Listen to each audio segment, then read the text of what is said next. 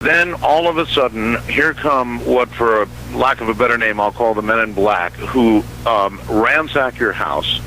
They take the alien, they take the freezer, they take the garage down, and as we heard described earlier, and you're on the run, and somewhere here recently, Doctor, you got shot. How in heaven's name were you shot? Where and when?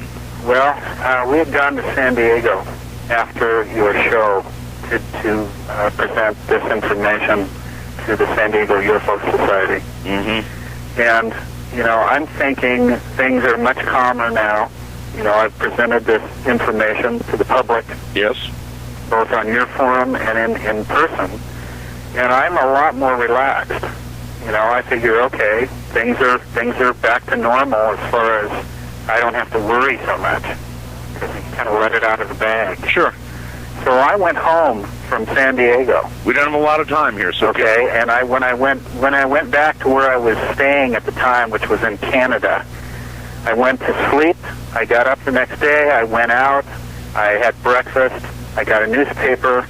And as I was coming back to my car, a man forced me against the side of my car at gunpoint with a gun in my chest.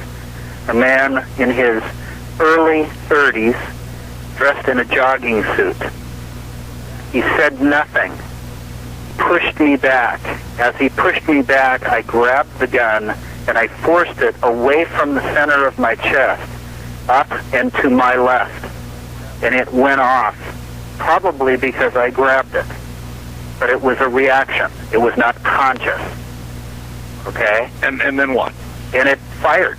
And it fired. You went through my shoulder. You went to the hospital, obviously. No, I didn't. It fired, and I fell to the ground. I thought it had maybe missed me. At that moment, I didn't even think about it. I didn't even know that it had hit me. I thought it just made a bang, and it missed me. I got you. Doctor, you're going to have to hold on. For those who get the last hour, lucky you. For those of you who don't, sorry about that. More to come. I'm Art Bell. 7. All right. Doctor, you were shot. I was shot, and the unique thing of what happened during this moment was the gun went off, and the gentleman that had his face in my face looked really surprised. Like this wasn't supposed to happen. Yeah, he wasn't supposed to shoot. I fell to the ground against the car that I was up against. Right. He kind of halfway fell a little bit, like, he had a hold of my shoulder, my other shoulder, at that time, my right shoulder. Right. And then stood back up very calmly and very slowly, looked around, took the gun, put it underneath his, like a jogging suit jacket, holstered it, and walked away. He didn't rob me. He didn't check my wallet. He didn't do anything. He didn't panic. He never said a word. And that's unusual. So, but here you are shot. I'm laying against the car.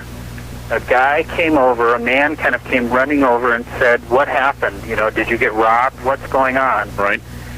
And I said, "No, I think I'm okay, I'm okay." He says, "No, you're not. There's blood all over your arm." And that's the first time I realized that I had gotten shot. Mm-hmm. That happens to a lot of people. They really don't realize at first they've been shot. Well, I thought I felt the heat of the gun. Mm-hmm. And I thought it missed me. But then I realized that it had gone through the surface of my skin and out through my back.